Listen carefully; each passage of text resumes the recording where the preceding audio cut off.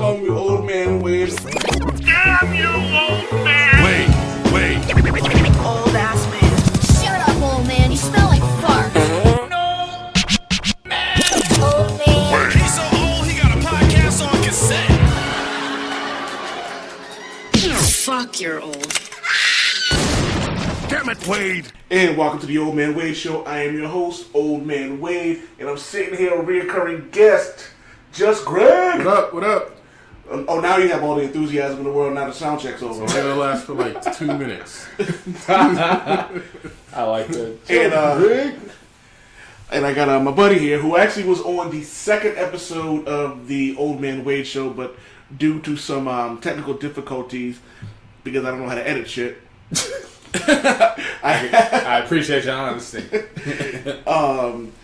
I had to bring him back in. We talked about hip hop, so I want to bring in someone I would consider an expert, BattleAxe. Yeah. Or can Do I I get to be an expert? Jesus Christ. We start with the puns already? I had to say it in the practice, man. I might make that the title, hip hop expert. Yeah. I'll Copyright. take that. Totally. I'm about to put that on my phone right now. He's I guess you now Conan O'Brien. Ladies and gentlemen, we have a multi-platinum artist. He's a hip hop expert. Payal. Get you a deodorant deal. You know what? Yes. And honestly, I've been thinking about that too. I'm like, if I can just land one record and then get that Axe endorsement, I'll be on it. And then do a diss track about Tag. And then tag them in it. The tag a minute. Yeah. I would just say I would stay away from Old Spice. I don't think you want them problems, man. Oh yeah, if the dude comes rolling up on me with his shirt open and a horse, yeah, he can have that one. Hello. Right. Hello, you expert. Nah, man. I'm like, I'm good, bro. I don't want those problems. I got love for the horses.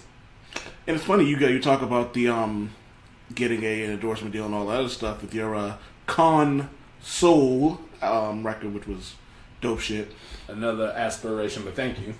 What was the I can't remember Smoking Strokes Adidas song. Menage a Dollars. So just to explain the meaning behind the name, so there's obviously Menage a Trois.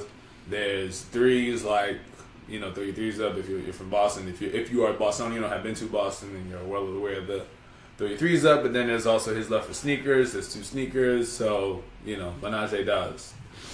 Yeah. Three-way with your shoe, kind of, sort of. Yeah. You want to get into why you... I've had this conversation, but seeing as how, like I said, the episode of getting deleted, why the name BattleAxe?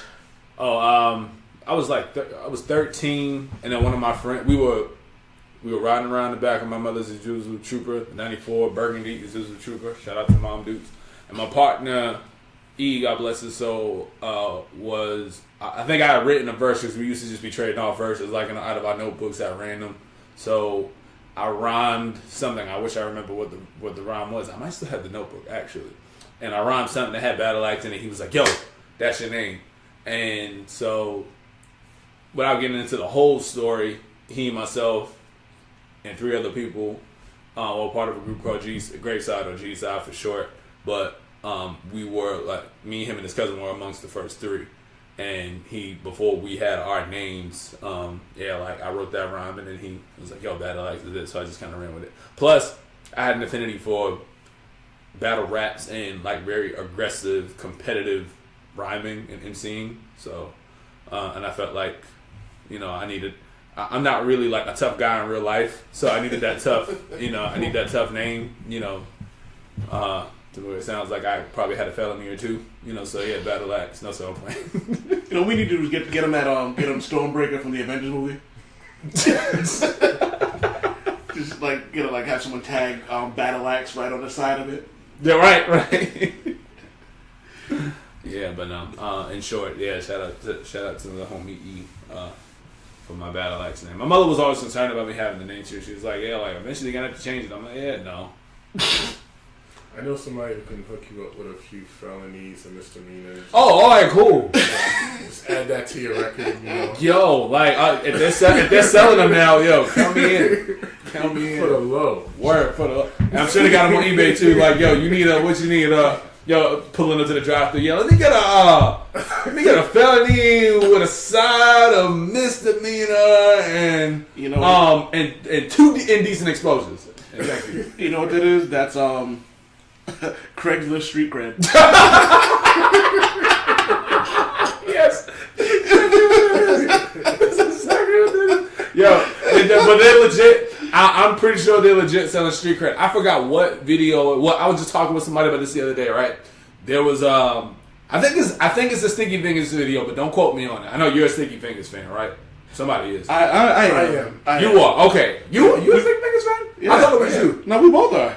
Oh, okay. All right. Cool. No, because I just remember us having conversations about his what's the name of his first solo one? The people. The autobiography of Kirk Jones. Yes. The State versus Kirk Jones, or the People versus Kirk Jones. I think it was the autobiography of Curtis Jones, something like that. But there was a video that he had about street credit, like it was about the rap game. And if I'm not mistaken, in the video, because this is around the time when 50 was emerging, so every rapper that got shot that lived, they actually, they were doing all right. Like, I feel like just about everybody in G Unit got shot, at least once, whether it was they shot themselves or they got shot a couple times and lived, and we're going platinum and gold. And so I think he did a video. So you want to be a rap star? It was almost like it was almost the premise of Separate. So you want to be a rap superstar, except this is the way in. And so like he has, I think he played the executive and he played the artist. I love when he goes, yeah, right. It was it. Like, and he goes in. He's like, yo, sign me now. They're like, nah, what's your story? What's the? And he's like, hold on 1 second. He runs outside. This pop. And he comes back in bleeding. And then they give him a deal. I was like, yeah, that's. Oh man, I love it because he was just like, we're gonna get you a cold cabin. It was just like, yes. He goes. I just smoke weed and sip a little Henny.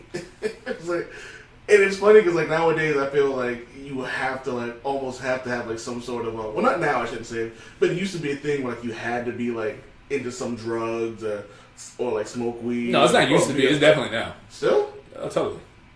I think the drugs have gone back to being heavier. I feel like there was a point where, I mean, if you look at rock and roll in that era, I guess, 70s, 80s, like, you had all types of hard stuff floating around.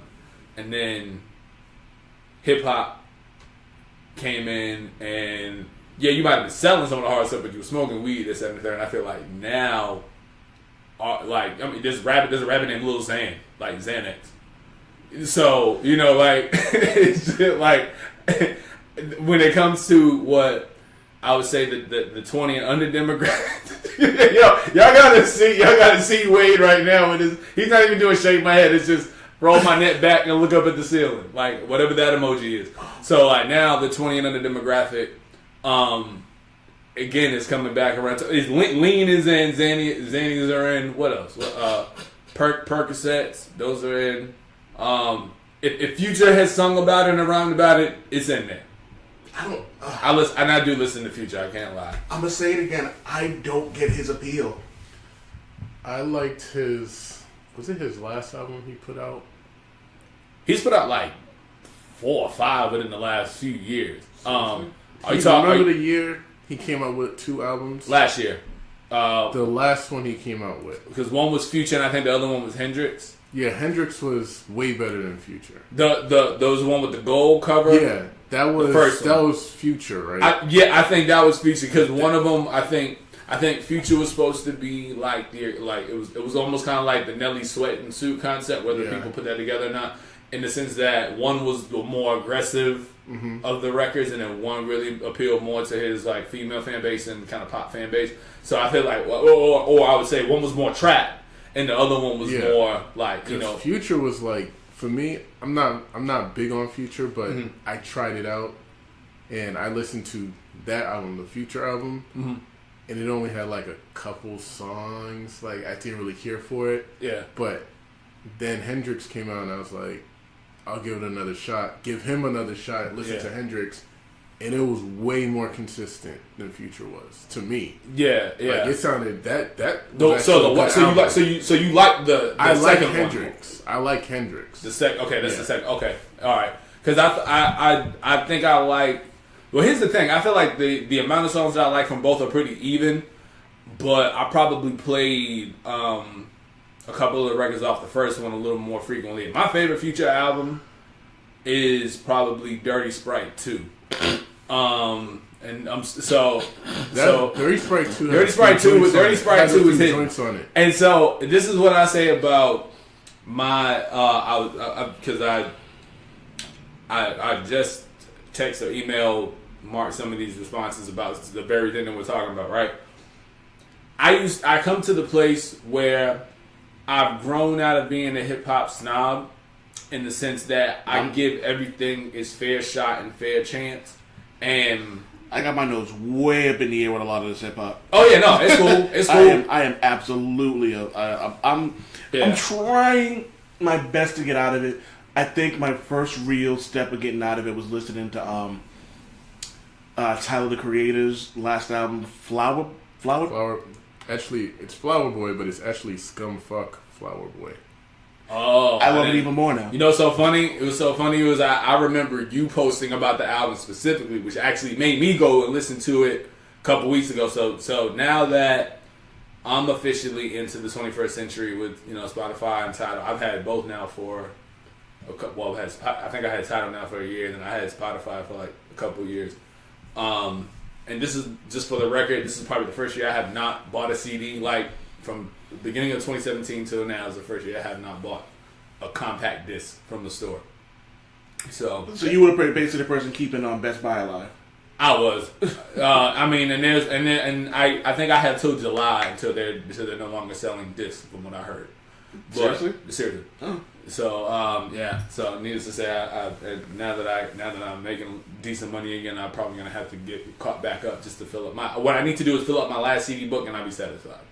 I got maybe another 20 something to go. But anyway, when you posted about Tyler the Creator, I actually went back and listened to his pretty much every album except for Goblin. Like I spent 2 or 3 days just bumping everything of his, because what I did not realize was that he produced pretty much a majority of his stuff. Like I have a huge respect and affinity for people who self-produce. Part of what kind of influences me, but without getting into me, I enjoyed November. I think Cherry Bomb would probably be my favorite album from him. Cherry Bomb is fire. Yeah, Cherry Bomb, like the joint with Kanye and Wayne. Yep. Oh, crazy. Man, I know people have their ups and downs with Wayne's, but he spazzed. He and Kanye both. Yeah. Yeah. So if you're browsing and looking for something to check out, but as far as hip hop snobbing, I can't be mad at somebody for it because I know what it was like. I probably came out of my snob phase. I don't even want to call it a snob phase. It was just I had an East Coast bias. Like I love music from everywhere, but I'm such a proponent for boom bap. So I was in college from 2002 to 2006. So you have to figure all my life was Biggie everything, Nas everything, Busta everything, Fuji's everything. A little bit of Death Row, a little bit of No Limit, a little bit of everything in between. The Midwest, Eminem and Royce at some point. Yeah. Bone Thugs too, can't forget them. But then I get down to college, I didn't know what crunk was, and trap didn't really exist. In Atlanta, how'd you not know what crunk was? No, well, here's the deal. I had family from there too, so when I would be back and forth down there, I would end up with my cousins. We would end up at some hole in the wall spot, and they're playing what was, I think, eventually dubbed crunk music, but it's not. Make sure I silence my phone.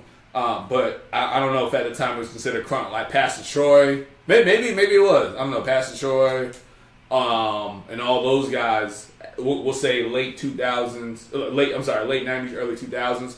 Were starting to circulate, and Lil Jon had probably just started hitting up here. Up in the north, with B.I.B. and stuff, when BET Uncut was still on. Okay. So Lil Jon was coming around. So I'm like, okay, all right.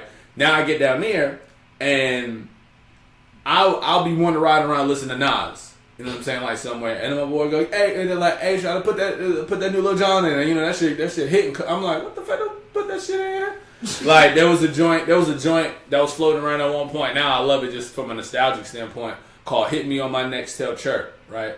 So now we're well into the crunk era, like borderline, starting getting into trap now that T.I.'s been out for some time. Yeah. And I kid you not, it was a beat made entirely of Nextel chirp alerts. And one of my closest friends, my white twin, I'll call him, shout out to DJ Money, used to spin at a spot not too far away from the school. And I swear, every trapper, every drug dealer that was in there that night, when the song came on, was checking their phones. Like, it was hit me on my Nextel chirp. Like, you know, I can't remember the melody for it. But over the course of time, I started opening up to crunk and all the other stuff just because that became the party music and the party scene. So I'd be coming up here listening to that. I go down there, listen to my East Coast stuff. So now with the stuff that's out now, fast forwarded into the to trap being literally a subgenre of hip hop at this point, I realize that there's just some people who make it work better than others. Yeah. And some people who even have been able to marry a number of different styles and merge the two. So rather than wasting energy on saying who sucks, because I could wake up and do that easily. You know what I'm saying? Like literally pull my toes and fingers out and say, yeah, all y'all are horrible. I'm just gonna look for the music. I'm gonna look to see who's doing it right. And I might even come across some of the ones that I thought were whack who actually do have some potential. Like one or two records in the pocket that are somewhat appealing. Who's and Greg's my post to new music, because otherwise I would just be downloading the same stuff. I'd be listening to Funkarama. It's my joint. 24/7. It's my joint. Red man. Greg, who do you listen to now that's new? New. Let's see. I've actually been new music or new artists. New artists. Is there anybody new that's like new? I've been listening to Conway the Machine. Or him and Westside Gun, or just Conway? Yeah, some of Westside Gun, but Conway the Machine. That's really it for like new artists.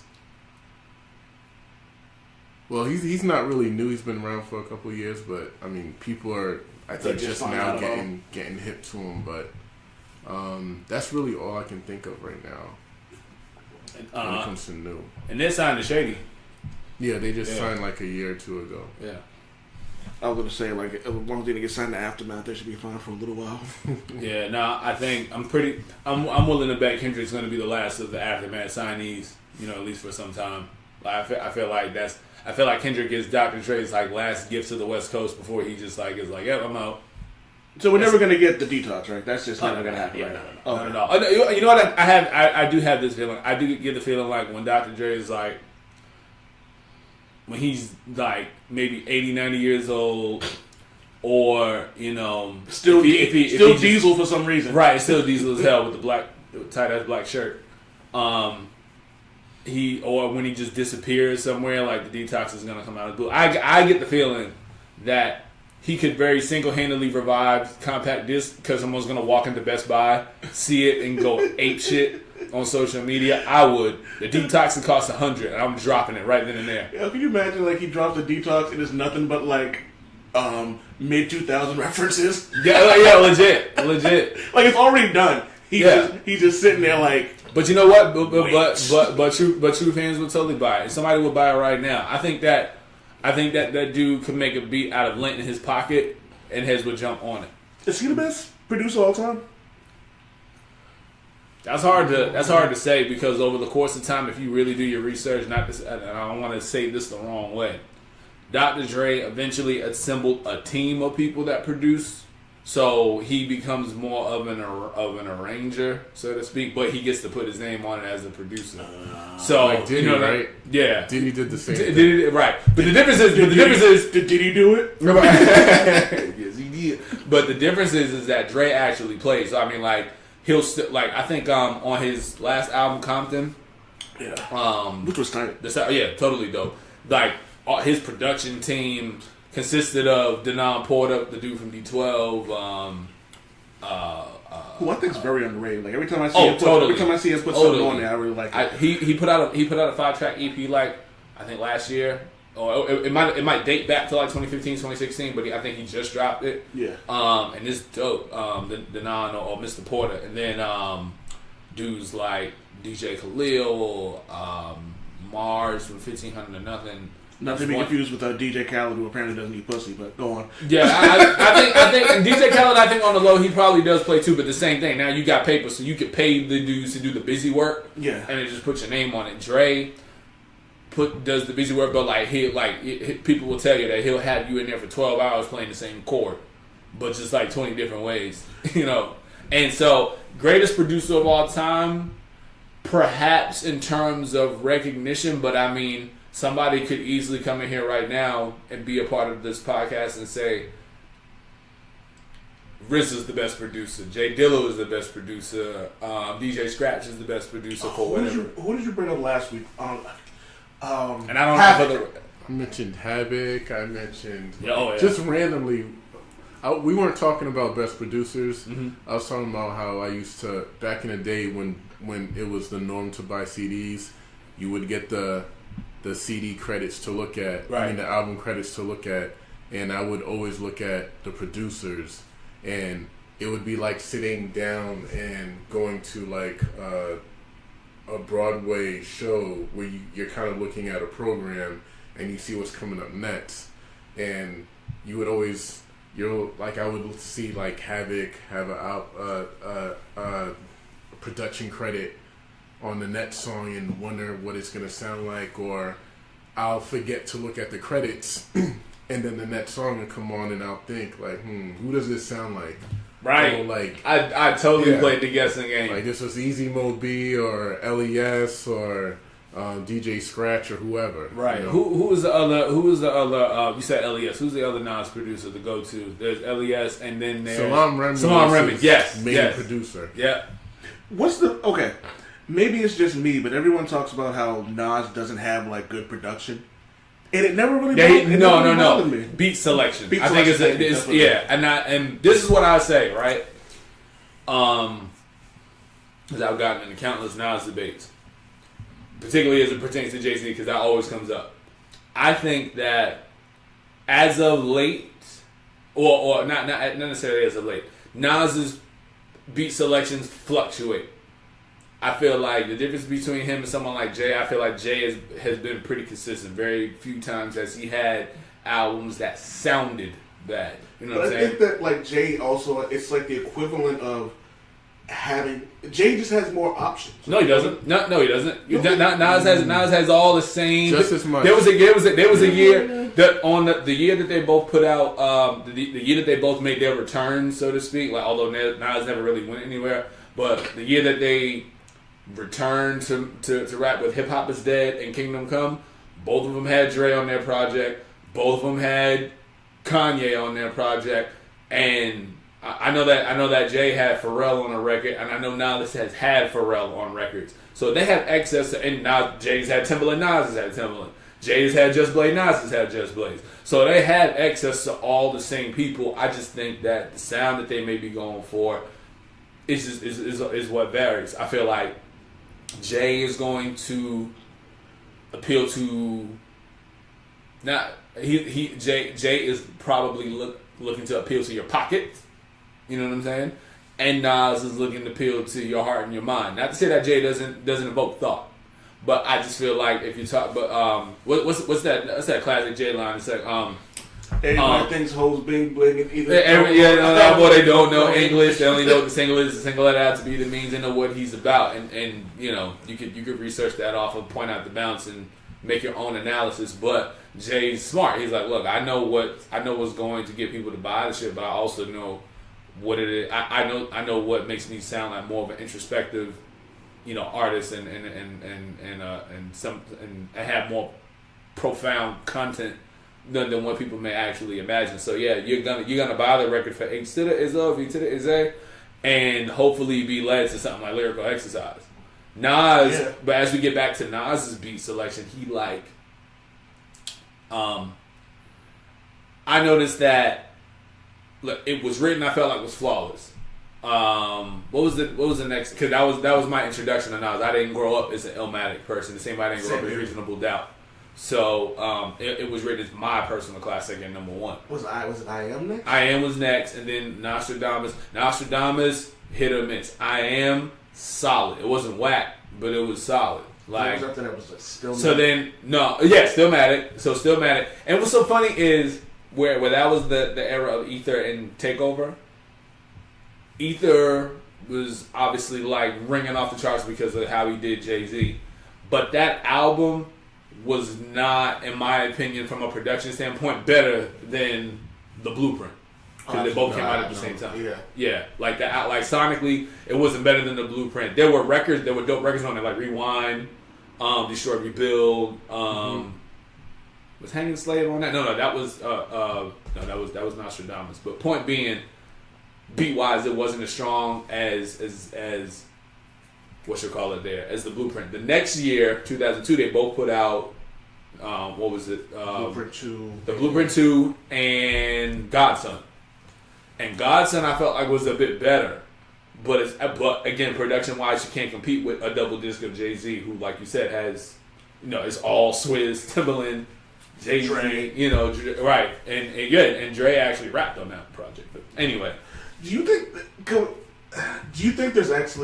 one's better than the other, like between Jay and Nas? One artist is better than the other? Do you think there's one? Yeah, like you think Jay's better than Nas or vice versa? I like Jay better than Nas, but that's just me. I think Jay's music sticks to me more than Nas's music does. Just not because I can totally relate to Jay-Z's life or anything. It just sticks to me more. Like the things that he says, the whole vibe, the beats that he chooses, everything, it sticks to me more. I can still I still go back to Jay-Z's music way more often than I do Nas's music. Not because I can't relate to Nas. I can relate to Nas. But I don't know, for some reason, and I think we had this conversation many moons ago, I don't think a lot of Nas's music has as much replay value as Jay-Z's. But that's just me. Someone can think the total opposite. I just found out about Nas's Cherry Wine. Oh, that song is fire. Oh my god! Like you just heard that? I just heard it for the first time last week. Like Amy dope. Winehouse went in on that, dude. But it's funny, I'm so glad he snagged her before her passing, because that was. I beat that record in the head all the time. It's funny, like they were. It's like you kind of look at some artists and they seem like they're perfect together. Yeah. Like, and it's sad that like they never got to do another track together. Yeah. But you know what's funny thing about, and sorry to get off topic, but Amy Winehouse had a song with Ghostface. Oh. And that song's dope. Now I gotta go do some research. I will be looking for that movie. I'll send it to you. Cool. But it's funny because she seems like she would have been a perfect singer for like real hip hop heads. You know what I mean? Yeah. Like I don't think she would have worked well in this like Lil Yachty, Uzi Vert, and whatever the F these guys' names are. But like I think she's perfect for like I think she could do a great rendition of Sade's hook in Doomsday. Mm-hmm. Like, you know what I mean? Or like her and Redman might be a dope collaboration or something like that. And it's sad that you get somebody like that. And I don't know if you guys are fans of Amy Winehouse, but it's listening to her album, it really sounds like a cry for help. You know what I mean? Totally. But anyway, let's really handle that. But can I chime in on the Nas Jay-Z real quick? Absolutely. I was just going to bring right back to that. So Nas, I feel like I've always had a Nas bias against Jay, and that's because I think of my connection. One, like I said, it was written, and the takeover either thing, whatever, right? But as I've gotten older and been more realistic, what I realize is this: I think that Nas, and you could probably say the same to Jay in some aspect, but I think that Nas has a better imagination, and I think that break that down. I think that, okay, for example, is there a record that Jay-Z has that sounds like I Gave You Power? Is there a record that Jay-Z has?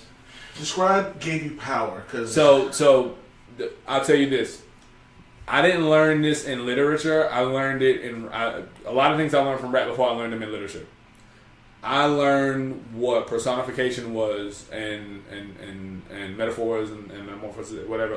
But personification specifically because of "I Gave You Power." The first time I'll never forget hearing "I Gave You Power" on It Was Written, where Nas is rapping as a gun and telling the story as a gun that gets used to kill people. And I got an answer to that. For Jay-Z? Yeah. Okay. I know. Oh, as cocaine. Yeah, but what's up? All right. This is what I would say to that too, though. This is what I say when he's rapping as the drug on. You heard American Gangster, right? It was funny was I was listening to that today. It's so wild that we're here. My 3 favorite hip hop albums. I think American Gangster is probably my 2nd favorite Jay-Z album. But I know. Yes, you're right. But it took. I didn't even know that. You never heard that joint? I heard this song a million times, but I never thought about it. Seriously? Oh yeah. I never thought about that. I was like, wait a minute. He's right. Yeah. That's why I'm laughing right now. Like, damn, that went over my head. And I guess what 50 did it too, which was his was blatant though. Yeah. 50 Cent. 50. You know what's funny? And 50 Cent did a joint like that too. Not long before the American Gangster album actually, but it would have flown under the radar. It was on the I think it was on the Massacre. The Massacre, yeah.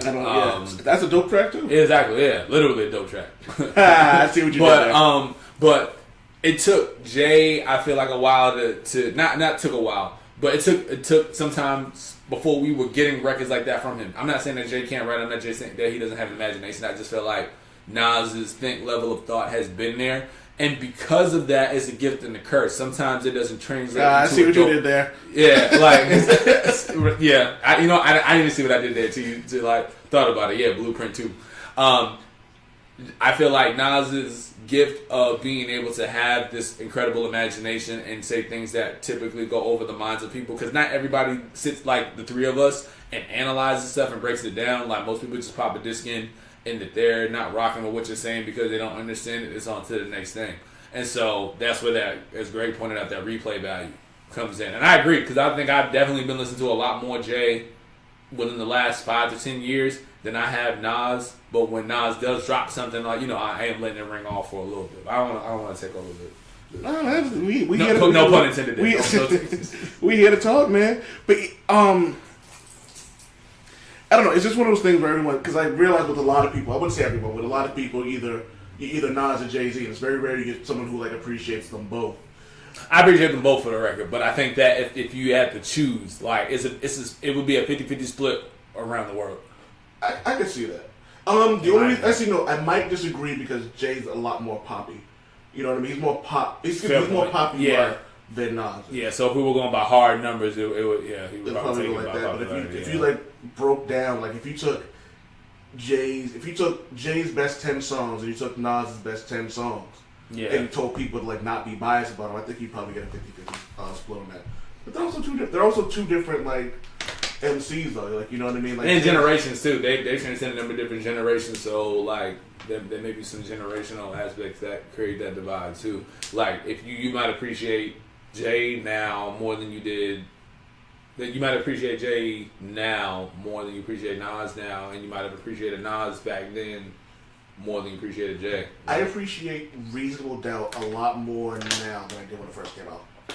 Hands down. I didn't really everyone talked about that being his best album, and I'm I liked it, but I wasn't crazy about it. You know what I mean? Mm-hmm. But then one day I heard Cashmere Thoughts, and I was like, yo. Where's the song been all my life? It's so crazy that you were talking about these exact records I was listening to on the way out here. For whatever reason, I decided to turn on Reasonable Doubt. Did a little bit of Tupac right before I got in here, but Reasonable Doubt. I'm not gonna up and call it a classic now that I've grown to appreciate it and understand why it's such a staple in hip hop. Because the Black Album is still my favorite Jay album by far. I lost my shit. Yeah, the Moment of Clarity, that whole album. It just. I think that there was a hunger in Jay that was tangible, that you could feel it. I remember hearing what record. Let me ask you all this question: what record made you want to buy the Black Album?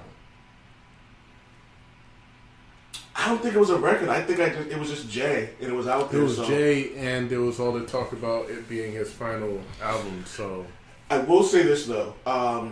There's a line from "What More Can I Say" that that kind of it made me change like just my style of dress, and it was like because I was on a button up like kick for like years after. Give me a fresh pair of shoes, nigga, button up. Yeah, so like that was, and like that. I know that line alone like kind of hit me. That's when I really was like, okay, this is gonna be a dope album. But then I kept listening. This is great. And then I hit Allure, and it was just like the piano keys and like it's everything, the smoothness of the beats. Pharrell put his foot, elbow, He put his ankle in toes, knees, ear, all in that joint. Yo, but again, it comes back to that whole thing about picking beats. I rarely hear a Jay-Z song where I'm like, wow, this beat was not fitting to this song. You know, I got a question, Greg, for you, because I think you could probably set some line on this. Do you think we throw around the word, the phrase classic album around too much? classic. Like, I feel like everyone is like, oh, he like. Yeah, I think people use it a little too soon because Totally. For an album to be a classic, it has to stand the test of time. And I like when a Kendrick album comes out, people are calling it a classic like 3 days later. You know what I mean? When a J. Cole album comes out, they're calling it a classic, you know, the next day or some shit like that. Like, it might sound great now. I've listened to plenty of albums that I heard once and was like, wow, that was amazing. He might have one. And then like go back and listen to it a week later and my thoughts are different. Yeah, you know, like, so like a what the hell is it? Life After Death is a classic. Mm-hmm. All Eyes on Me is a classic. My thing. Does Kanye have a classic album? College Dropout. yeah. That would be his only classic though, right? No. I would say Graduation, College Dropout. 808s and Heartbreak, I would say too. 808s I think close. 808s is a groundbreaking album. I don't know if I I agree call with it a that. classic, but I think it's groundbreaking. Like, I mean, it took me a while to get there. This is the thing I think about classic, the word classic. I think people are desperate for classics now. So that when like the Kendrick freestyle that everyone thought was like the next, like the second coming, and I'm like, the Control. I'm like, it was cool. You talking about the Control verse? Yeah, I'm like, it was cool. But Yeah, I was no, like, but this is the thing about this is the difference in, I guess, eras and the fortune of us growing up in the era of music that we did and still being able to experience it how we are now, but at 30 plus, right? With I'm 1,002, but go ahead. awesome, right? I'm sorry, shout out to Thor. So with the word classic now, I think that because we're drowned in such mediocrity on a regular basis, that when you hear something good, it automatically stands out. Automatically stands out means good. Good means classic in the minds of somebody like that. I feel like that's the equation. So when Good Kid, Mad City dropped in 2012, and granted, I feel like a number of different really dope albums came out then, but when Good Kid, Mad City dropped at the end of the year, everybody swore up and down like, yo, this is the second coming of Nas. Like, well, first of all, Nas ain't even dead yet. Relax, like, you know what I'm saying? But it was a dope album, and sonically, it was different from what was being pushed. And any record that came off of it for radio, for TV, and of course in the era of YouTube now, like, it was golden. It was not one bad record on that project. So I think this is a desperation. There's a desperation for the youth. Now, if you had to say Kendrick has a classic album, my favorite is To Pimp a Butterfly. Easily. But I think that album was more consistent than Good Kid, Mad City, in my opinion. yeah. I'll be the oddball and say that I didn't really like Good Kid, Mad City. Can I like you ever know someone's good, but you're not like enamored by him. You know what I mean? Yeah. That's how I feel about Kendrick too. Yeah. I loved when that first track he put out with Dre, the one with that sample on it with the chick singing. Yes, I murdered that song. West, what? I'm not remembering I names at all. murdered that song for like a good month, a solid month. I loved that song. I didn't like Swimming Pools at all. Yeah, no, I think swimming pools was clearly made for that appeal. And then the album came out. There's definitely some joints on that album, but when I try to I like the first half of the album. I liked the second half. Just got boring to me. Oh, Kid Man City? Yeah, and people The Recipe. That's what that was called. Yes, The Recipe. And the remix with Black Hippies, even better than that, I would say. But he's definitely a great artist. I'm just not into him like that. And then when Pimp a Butterfly came out, I enjoyed that one. Especially, I love the last song. Oh yeah, with the poem. Like, yes, this is what I think makes that album a classic for me, or at least a standout album of the 2010s. Mm-hmm. The albums that I feel like people are putting in high regard either have one of a couple of different things. There's strong sequencing. And I think that the reason why I love To Pimp a Butterfly is, like you said, is very consistent from song to song. There was a sound that he was going for with regards to kind of the funk, the jazz. It was very retro, we'll call it. He narrates his albums like there's a continuing story or some kind of a narration that really brings it all full circle. He even did it with Damn. Damn's not my favorite album from Kendrick, but he still stays. He knows how to put together an album, and I think that To Pimp a Butterfly is my favorite because of the direction that it went with regard to the caterpillar cocooning and butterflying, etc. And then I think it was and fun fact, I believe it was originally supposed to be entitled To Pimp a Caterpillar, so that it was spelled Tupac, but for whatever reason they changed it to so it ended up becoming To Pimp a Butterfly. But then at the end he includes that Tupac interview where he makes himself the interviewer, and like you said, everything about from start to finish to me spells out what a classic album should sound like. Whether it's deemed that or not is a whole other story, but like sequencing is important, and then of course it's just everything else in between: the song quality, your lyrics, your content, your whatever else. I'm gonna say something very unpopular. Sure. I really liked Graduation Day when it came out. I went back and tried to revisit it. Kanye? Yeah, Kanye a few months ago, and it sounded like an album of filler.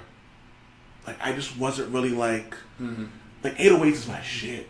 I loved College Dropout. I love Late Registration, but like something about Graduation Day, listening to it didn't really like listening to it again. When I first heard it, I'm like, oh, this is great. I went back and listened to it, and I'm like, eh. And maybe it was because I listened to it right after My Twisted Dark Fantasy. Oh, okay. Which was that one hit hard. See, Devil in a New Dress is my shit. Oh yeah. I Graduation had a lot of replay. I mean, like we ranked Kanye albums. Don't ask me to do it now, because I'd be taking up minutes trying to remember what. But I could tell you that Graduation was probably my favorite album.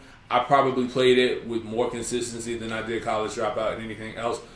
808s and Heartbreak actually grew on me. I didn't like it at first. Really? I didn't like it at first. I guess because there was another component to my not hip hop snobbiness, but like expectations. Where like, okay, are we going to get that same kind of production that we got from these first three albums, College Dropout, Late Registration, Graduation, and then we get to 808s and Heartbreak, and it's totally different, and I just wasn't ready to open myself up to that and be receptive of the sound. Yeah. That months later, once I played it again and again, I'm like, yo, I'm in love with not the records, but the 808 and his use of it, and how everything doesn't sound like an Uncle Luke booty bouncing tracker. Those are cool too, in the right circumstances.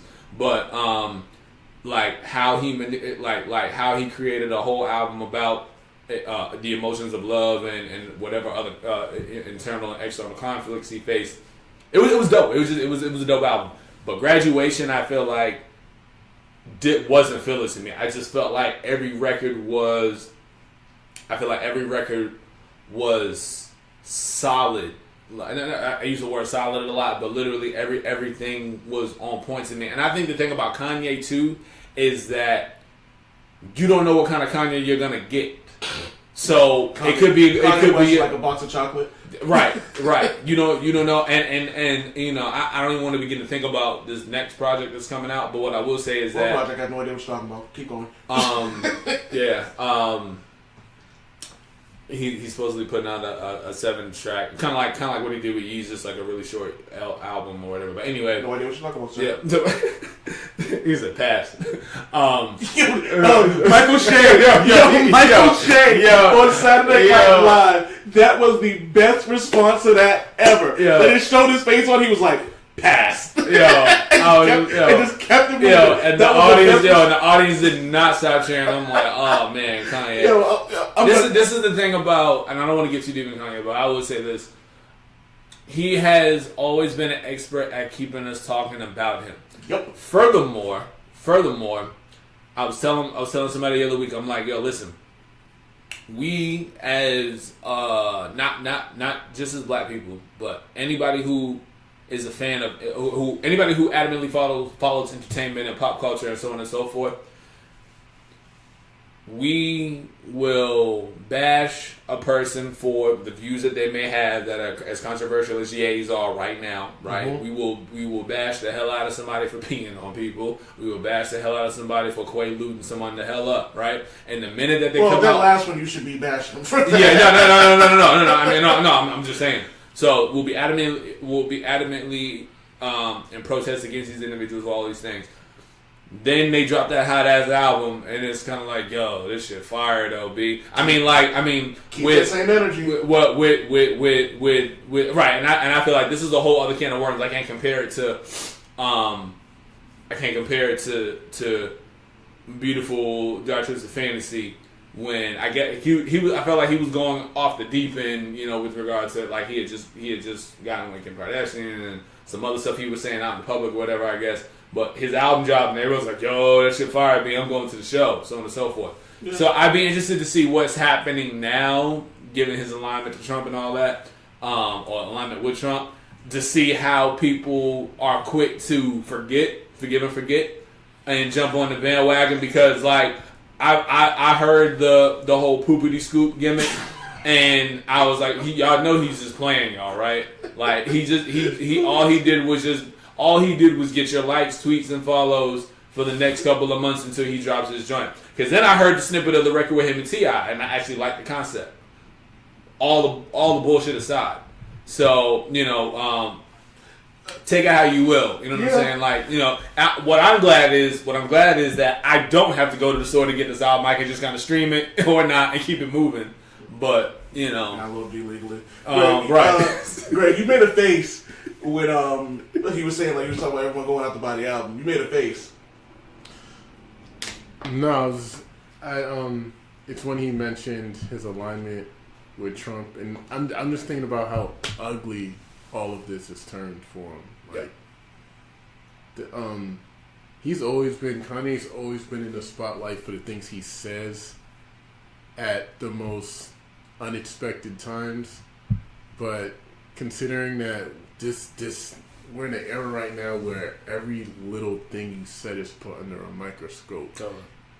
Whether you're a celebrity or sometimes if you're just a regular person. Yeah. If there's enough people ranting or raving about it, it's going to hit the news. It's going to be all over Facebook. We could be doing something right now that goes viral and it's seen all over the world. So it's just crazy how, like, the things that he said back then, years ago, when people were just getting used to Kanye, would, like, kind of propel him even further into stardom. Right. But now it's kind of backfiring because people are like, hold on, what did he say? You know, we're just, because everybody's so sensitive now. But, and I think, here's the thing too. We're sensitive and we're growing up. Because I think that the things that we, I can't say that in my 20s that this would have slid either, because there's 20-year-olds out there right now who are, I'm sure, adamantly against Kanye. But I think that we're growing up in terms of our understanding of we're not just music fans and all we sit around and do is listen to music and play video games. Like, we're raising families. We are more as a society, we're more invested in politics than ever, especially given the climate that we're in right now. Mm-hmm. We are invested in all the different aspects of life that affect us on a day-to-day basis, including political ideologies and things that could potentially like fuck us up. So if one of your leading black entertainers is aligning himself, even though he says it's not under the guise of politics, he says he just likes him as a person, whatever. Which is a whole nother can of worms, man. Right? Yeah. If he's aligning himself with this person under the guise of, I just think he's a I don't know what his admiration. They got dragon blood. Yeah, exactly. But the bottom line is, what the fuck is dragon blood? Right. You gotta watch Game of Thrones. You know, whether he's like, I like him because he got all 6 stones. You know what I'm saying? Like, but whatever the case is, if Kanye can come see me, I got to go fuck yourself, Stone. And I think that now because of the way that of the manner in which we're growing and processing life and analyzing life, like the things that you say as a person, forget your music, forget your catalog and everything that I enjoyed about you from 04 and 05 and 06, now you got to show me something more than a dope record. Yeah. You know what I'm saying? And what you're doing right now is far more detrimental to you and your fan base. Cause there was a show, there was something in Australia. It wasn't even a concert. It was like an unveiling of like a new Yeezy clothing line, and a new no one showed up. And no one showed up. I'm like, see. Well, I think this is different though. I think we have a lot of people in foreign countries that are a little more in tune with politics around the world. So I think they flat out were just like, I'm not supporting this, period. But that's the point. Also, his clothing is crap. But here's the thing though, right? But here's the deal though, right? Here's the deal though.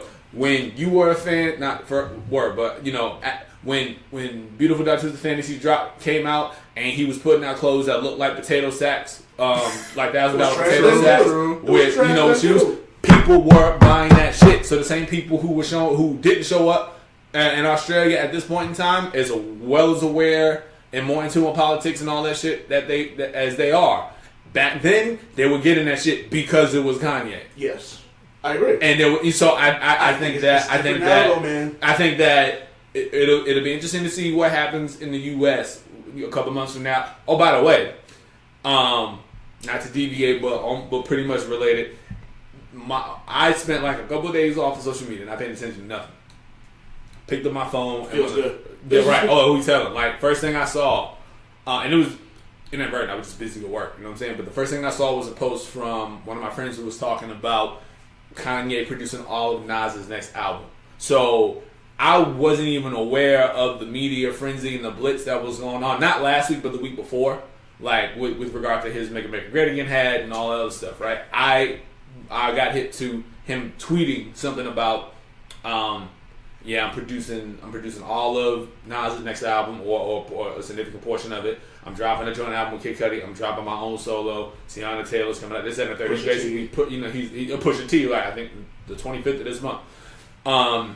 That's what I was told. And about damn time too. But anyway, Kanye was doing all this, and so my attention was on this whole. Wait a minute, you're producing all of Nas' next album. And then I got dialed into everything else that was going on. I'm like, oh, freedom was, slavery was a choice. Like, okay, this is why everybody hates your ass again. So, again. Right? I just had to see what all was going on. I'm all in all, what I want to believe in my heart of hearts, I want to believe that there's a reason behind all this shenanigans so that I can go back to enjoying a producer, rapper, entertainer that I like. Bottom line, I want to. I really want to. And I feel like I've forgiven a lot of different artists for a number of different things. I was in a huge conflict when Game came out with the Jesus Peace cover and Jesus was dressed as a Blood Gang member. I was really conflicted. So rather than buy that CD cover, I went and bought the alternate cover and then listen to the other one on Spotify. But the point being, I was conflicted in that regard, just given kind of like my own religious, whatever. But with Ye, same thing. It's like, damn dog, I want to fuck with your music, but as a person, so is there any are there any artists that have like ever done something that you're like, I can't fuck with them again now? Because like I have a conflict with listening. I haven't listened to any Fab since the whole situation with his girl. Yeah. But I'm like, she took him back, so it's like. But that don't matter if you still don't approve of the of the act of battery. Then and I haven't fucked with him since. Like I don't. Yeah. You know because of that. Yeah. Or? Because of that. Like I don't listen to any of this stuff anymore, man. Like it'll come on my iPod, and I'm like, it rubs me a wrong way, man. Like you know what I mean? But like. I felt that sting too. I definitely I was driving one day and news comes. It's just like it's in and out, and I'm just talking about any situation that happens today. Like you know what I'm saying? Like, yeah. But I think that people also like Greg said, people are real sensitive and stuff like that. And it's weird because like part of me wants to be able to be like, I can separate the music from the person, but part of me is like I'm still supporting something that I don't agree with. You sound like you're about to say something, Greg. I think people should be very careful about that because I'm sure everybody got skeletons. Yeah, I don't trust people who don't have a vice.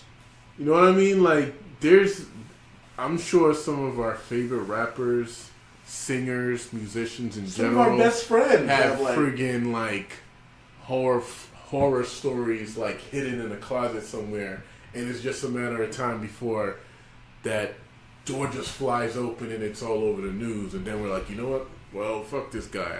I like his last 5 albums, but he's this or he's that or he subscribes to this, so I'm not going to listen to him anymore. I'm just happy that I can't tell you how many. I've never been an R. Kelly fan, so I'm cool with not listening to him. And now it's so funny you saying that because I can't tell you how many albums of his I bought after the whole tape thing, because you know what happened, like, what was it, 04, 05, when all that was going on, when the infamous tape had surfaced, right? Mm-hmm. 07 comes around, and I just need some good love making music, so yeah, let me buy this new Double Up album, and then I'm, you know what I'm saying, like I'm like, yo, this is hitting. This next album, this is hitting. Always Neo, special delivery is hitting, and maybe.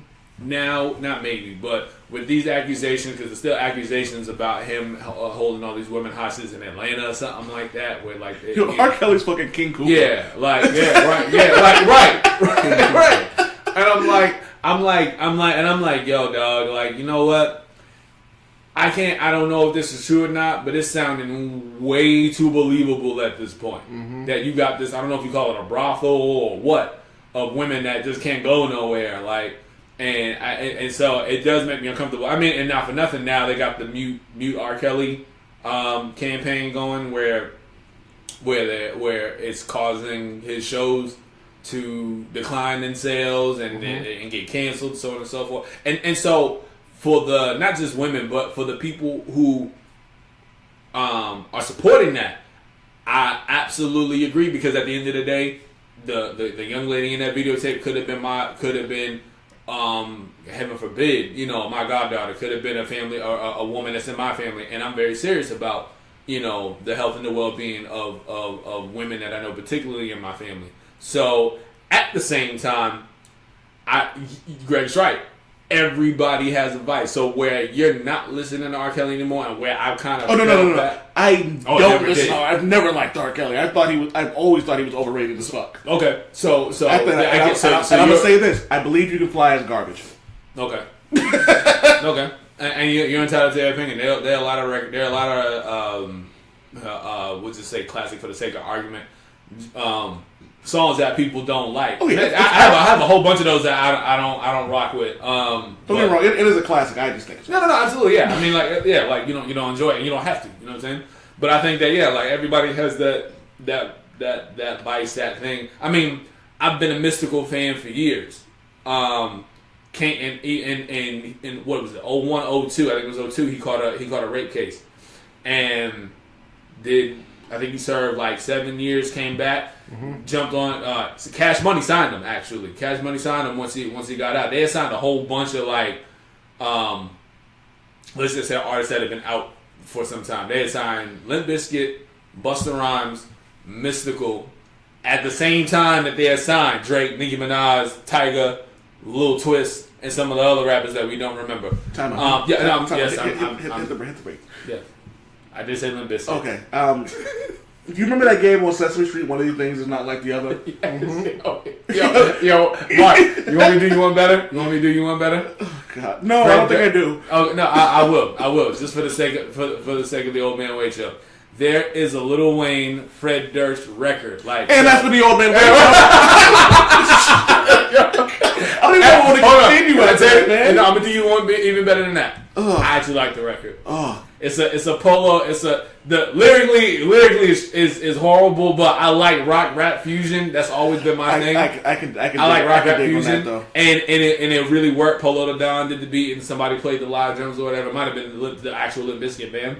But point being, they brought all these artists out. Mystical was one of them. You know, they signed them or whatever. Ironically, with Mystical hadn't been No Limit, and he became Cash Money. But anyway, that's trivial purposes. He comes back out. He drops a couple like singles, and I was still a fan despite this. You know why he served a sentence. You know what I'm saying? Yeah. And it did make me feel weird though. I can't lie. Fabulous came on the other week, like you said, and I was riding around. And I was like, this beating hidden, but Fabulous was hidden too. You know, like, and I'm like, I can't. And it's funny because I always say to people like, the best person I've ever heard ride a beat was Fab on Breathe. I don't think anybody's done it better than that. I feel like Breathe. I feel like people put Breathe. I think people put Breathe in the space. Well, I'll put it like this. I don't know why people hold it in as high regard as they do. I do because of the beat. I don't think that he did anything lyrically or artistically significant on that record that somebody else couldn't have. That's not to be a hater. That's just my opinion. I felt like on a 1 to 3 mics, 1 to 3 mic rating for song content and lyrics, it's 3.5 at best. It was not. It didn't grab my soul. It's a dope record that if it rings off at a concert, you're like, oh, this that shit. But like listening to like lyrically, it wasn't like the best thing ever. But in terms of like flowing with a beat, it was just he flowed to the beat perfectly. Like he adjusted his voice perfectly. He adjusted to like his cadence was on point. Perfect. Yeah, absolutely. I don't think anybody has done that. Has flowed to a beat. Yeah. Like Fab didn't Breathe. But people be catching the Holy Ghost when you say it. Like, you know, like, and so, like, and I don't. I was just one of those, I was like, yo, there are records on the album that I fought. There's a record on there that he got with Nate Dogg. It's the very last one on it. That was Real Talk, right? And, yes. Yeah, and the record on there with Nate Dogg I thought was more compelling. There was another record on there. 1, 2, 3. Yeah. You don't really want to fuck with me. Before we go, running on. Ask you guys both this. What was your introduction to like hip hop? Like, do you remember like what like album it was or what song it was that like really introduced you? Because I don't know which one came first. I don't know if it was Dr. Dre's "Let Me Ride" or Onyx's "Slam." Really? Yeah, like I didn't really get into like hip hop until like the early '90s, man. Like, you know what I mean? Like, I've heard it, but, like, obviously I heard LL Cool J, like, you know what I mean? I've heard the Rapper's Delight and all that, but they didn't really hit me until, like, I think Slam or, like, Dr. Dre, I think were, like, the two that, like, Onyx and Dr. Dre were the two that really got me into, like hip-hop and really made me want to, like, listen and pursue, like, more, like hip-hop. Like, I remember the first gangsta tape that I had, someone dubbed for me. Mm-hmm. It was Scarface. Oh wow, really? Scarface. Very first song. Rat-a-tat-tat to your ass at the motherfucking flow. It was the album with Never Seen a Man Cry. Never Seen a Man. I think I love that song. I still bump that song. It's a deep fucking song, man. I remember the video. It's sad. It's like the beat's like, dope. Like the lyrics. That's a perfect composition right there. Yeah. For the record, my favorite Scarface joint has to be Smile. I bumped that. Smile's dope too. Smile's a dope one too. And not even just because of Pac. It's just like the production. Danny Boy singing on it, like everything. It just really it came together as a dope record. Everybody contributed. He had his new album, Deeply Rooted. He has a track on there called No Problem. He goes hard on that song. He put out like 2. I think he put out like a part 2 to that because it's like it has the same cover. Like one of them is the white and red cover, and the other one's like the yellow and black one. I think it's like a more recent album than that. I have to go bump that. Yeah. Wait, do you remember what your introduction was? Nope. And I sound old saying that, but I really don't. I can't really think of a hip hop song that came out that had me on hip hop ever since. Like I can't really think of that track.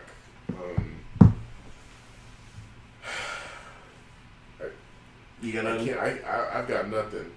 I remember like when you mentioned Onyx Slam, I was like, yeah, I love that song too when it came out. But I was into hip hop way before that, so I was trying to think. I was using that as like a parameter or like something. I was like, okay, let me try to go back further than Slam. What can I think of? I really don't know, to be honest. You got one on? Yeah, it's kind of 3 parts. So my sister is the reason why is the genesis of hip hop for me. Because we're 13 years apart. She used to play LL's I'm Bad, and I don't remember these, but I would be around the house like mumbling the word in the cadence, just like rapping. So like my father used to have his records laying around, so I'd be scratching them and tearing them shit up. He's still mad about that.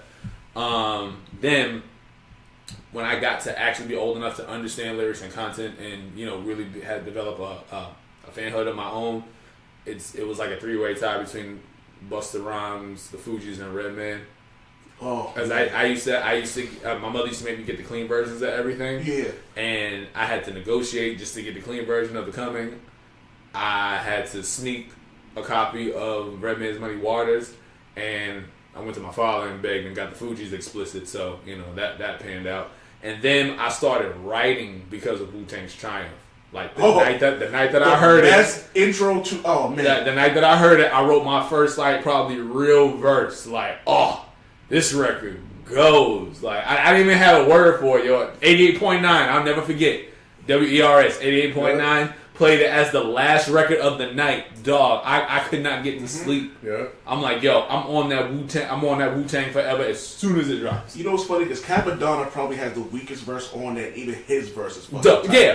Yeah. Like no one, I don't think ever. Hard trying to loop my voice on an LP. I'm like, it's not even on beat, but you're still like. I think Master Killer had the weakest verse in there for the record. I think Capadonna's I could deal with. I've never been a Master Killer fan. Master Killer, so much energy going in, and then Master Killer.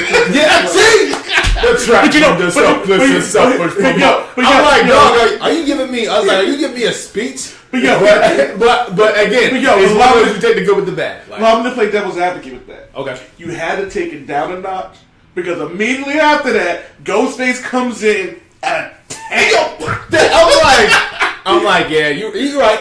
And at the end of the day, no one is ever gonna say Triumph is weak, but like it's just Triumph is dope. Triumph or Triumph is dope, but like I take the Capadonnas, I take the Master Killers, all the same. Like and yeah. You brought up Redman. I think he's like I don't think people really appreciate Redman for what he was, what he is. You know what I mean? Like he still tours. Like and I've seen I'm so mad I didn't go to that, man. I saw I watched videos of him like doing during concerts, and he's still like amped up. He's still live. Like people still show up in drones going to see Redman. One album that I am glad is coming out that has had the detox treatment is Muddy Waters 2. Yeah. Do you think there was somebody else you just brought up too? Method Man's Crystal Meth is probably not coming. Probably not. I think he was done an interview saying like he's done. Yeah, probably. What was outside of touring, but yeah. Who was it? Is LL Cool J a top 10 all time? Not for me. Like when all said and done, there are records of his that I appreciate, but as a lyricist, I can't. Like Redman's definitely somewhere in my top. He's in my probably top 5. Redman. Yeah, he's in my top 5 or 3. He's got to be in my top 5. My top 5 rotates so much that I don't have one, but I know he's in it.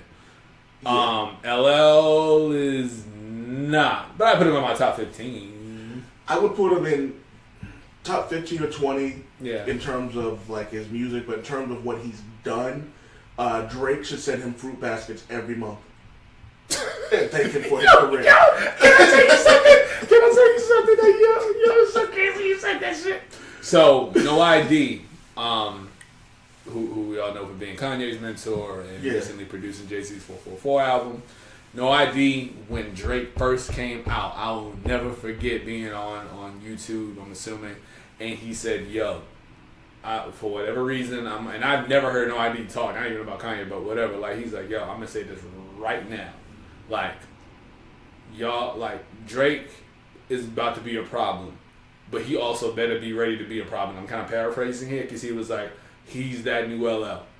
He's going to wow the hell out of the ladies and embarrass your favorite rapper at the same time, or outsell your favorite LL Cool J would go hard. And yo, listen, like, I mean, my favorite LL Cool J record is probably "I Shot Ya," the remix. With like, for as much as we got "Who Do You Love" and "Doing It Wild" and all that, and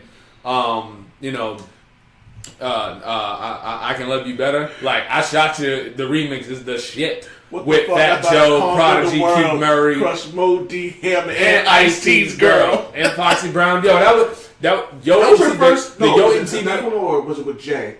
Her first like real track, was it "I Shot You" or was it Ain't No Nigga? I think it was no. I think it might have been "I Shot You" actually, because "I Shot You" came out in '95, and then Reasonable Doubt was '96. Reasonable Doubt would have been '96. Yeah. So unless no, it was definitely "I Shot You," and then because I remember seeing her and I'm like, who is this? And then she got on that Affirmative Action, and that was and she's bad. I was like, ooh.